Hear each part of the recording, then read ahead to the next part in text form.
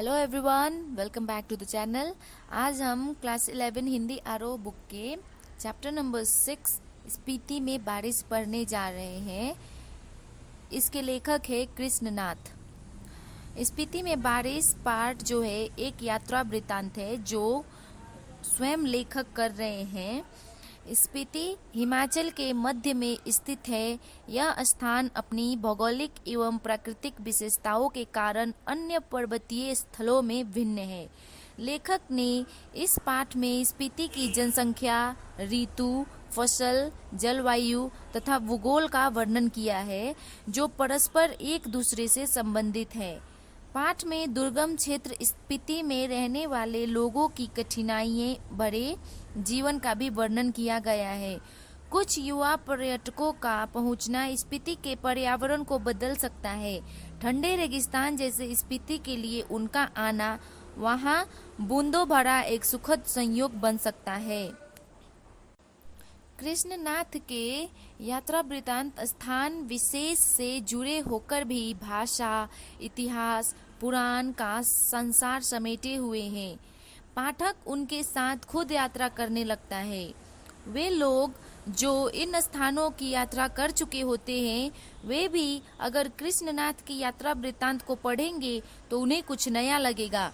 उन्हें महसूस होगा कि उनकी पुरानी यात्रा अधूरी थी और कृष्णनाथ के यात्रा के वृत्तांत को पढ़कर वह पूरी हुई।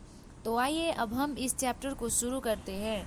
स्पीति में बारिश। स्पीति हिमाचल प्रदेश के लाहौल स्पीति जिले की तहसील है। लाहौल स्पीति का यह योग भी आकस्मिक ही है। इसमें बहुत योगायोग नहीं है। ऊंचे दर्रों और कठिन रास्तों के कारण इतिहास में भी कम रहा है।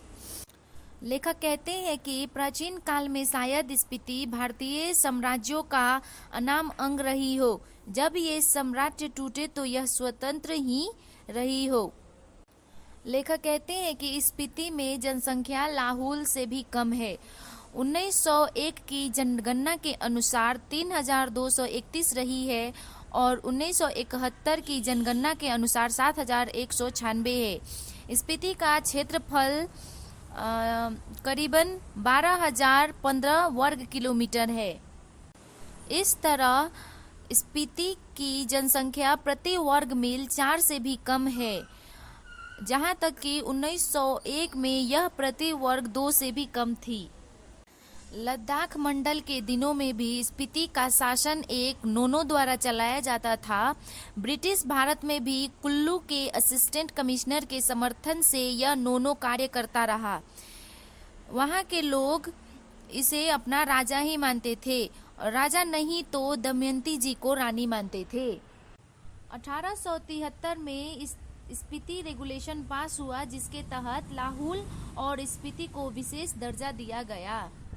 स्वराज के बाद 1960 में लाहौल स्पीति पंजाब के अंतर्गत एक अलग जिला बना दिया गया जिसका केंद्र केलंग में है। 1966 में जब हिमाचल प्रदेश राज्य बना तो लाहौल स्पीति उसका उत्तरी छोर का जिला हो गया। यह देश का सबसे अधिक दुर्गम क्षेत्र है। स्पीति 31.42 और 32.59 अक्षांश उत्तर और 77.26 और 78.42 पूर्व देशांतर के बीच स्थित है। लेखक कहते हैं कि स्पीति जो है वो चारों ओर से ऊंचे ऊंचे पहाड़ियों का कैदी है। इन पहाड़ों की औसत ऊंचाई 18,000 फीट है। यह पहाड़ उसे पूरब में तिब्बत, पश्चिम में लाहौल, दक्षिण में किन्नौर और उत्तर में लद्दाख से अलग करते हैं। स्पीति की एक मुख्य घाटी है जो उसी के नाम से है, स्पीति नदी। स्पीति पश्चिम हिमाचल में लगभग 16,000 फीट की ऊंचाई से निकलकर पूरब में तिब्बत से बहती है। लेखक को स्पीति नदी के साथ साथ थोड़ा स्पीति के पहाड़ों का भी है। स्पीति के पहाड़ लाहौल से ज्यादा ऊंचे, नंगे और भव्य है। लेखक कहते हैं कि स्पीति मध्य हिमालय की घाटी है जिसे वो हिमालय जानते हैं। स्केटिंग, सौंदर्य प्रतियोगिता, आइसक्रीम और छोले भटूरे का कुल्लू मनाली, शिमला, मसूरी, नैनीताल, श्रीनगर वह सब हिमालय नहीं है बल्कि हिमालय का तलुआ है।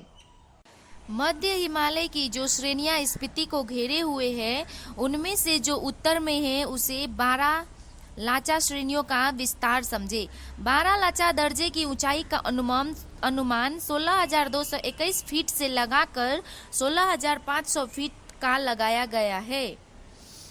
इस पर्वत श्रेणी में 2 चोटियों की ऊंचाई 21,000 फीट से अधिक है।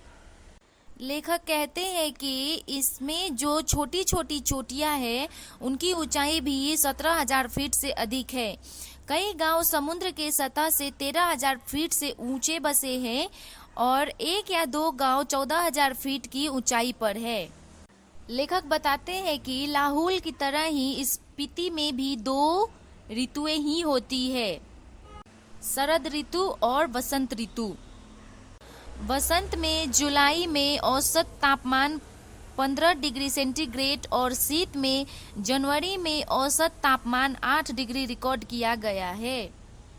लेखक बताते हैं कि स्पीति में वसंत लाहौल से भी कम दिनों का होता है। वसंत में भी वहां पे कोई फूल नहीं खिलते, ना हरियाली होती है और ना ही गंध आती है। और दिसंबर से घाटी में फिर बर्फ पड़ने लगती है और वो बर्फ अप्रैल मई तक रहती है। स्पीति में लाहौल से भी कम वर्षा होती है। स्पीति में कभी कभी बारिश होती है। वर्षा ऋतु यहाँ मन की साध पूरी नहीं करती। धरती सूखी, ठंडी और विंध्या रहती है। स्पीति में साल में एक फसल होती है। मुख्य फसलें हैं 2 किस्म का गेहूं, 2 किस्म का जौ, गेहूं, मटर और सरसों। लेखक बताते हैं कि स्पीति में कोई फल नहीं होता। मटर और सरसों को छोड़कर कोई सब्जी नहीं होती। वह शायद वायुमंडल के दबाव में कमी, ठंड की अधिकतम, वर्षा की कमी कारण हो सकता है। इसीलिए स्पीति विशेषकर नंगी और वीरान है। लेखक के यात्रा के दौरान स्पीति में एक दिन बहुत जोर से बारिश हुई, जिस पर वहां के लोग उनकी यात्रा को शुभ मानने लगे क्योंकि स्पीति में बहुत दिनों के बाद बारिश हुई थी। उम्मीद करती हूँ आपको ये चैप्टर अच्छा लगा हो। अगर अच्छा लगा तो प्लीज़ लाइक, शेयर, सब्सक्राइब कर देना। Thank you so much.